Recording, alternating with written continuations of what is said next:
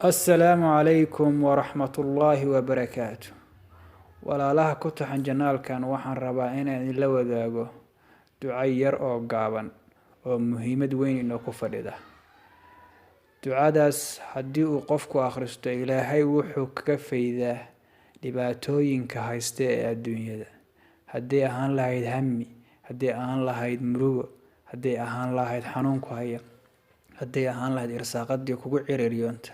Ducadaas haddii aad akhrisato oo weliba si yaqiin aad u akhrisato, Ilaahay wuxuu kaga faydayaa dhibaatooyinka ku haysta. Ducadaas Ilaahay wuxuu ku badbaadiyey nebigiisii Yuunus calayhi salaatu wasalaam.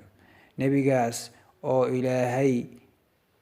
markuu ka carooday qoomkiisii oo uu iskaga tegay buu wuxuu Ilaahay ku ibtileeyey oo gashay badniga xuudka.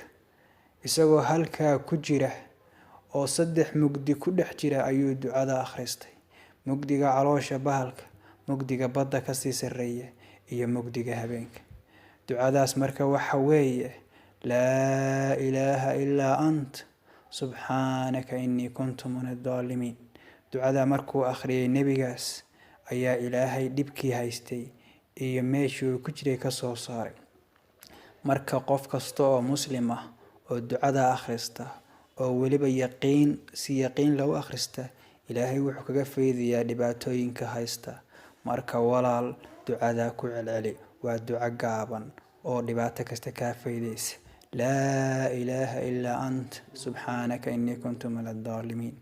Ilaah xaq lagu caabudaa ma jiro Ilaahay adiga mooye, xumaana adaa ka nasahan. innii kuntu mina adh-dhaalimiin. Waxaan ka mid ah kuwa dulmi falayaasha. Nebigu naftiisa dulmi ayuu ku tilmaamay.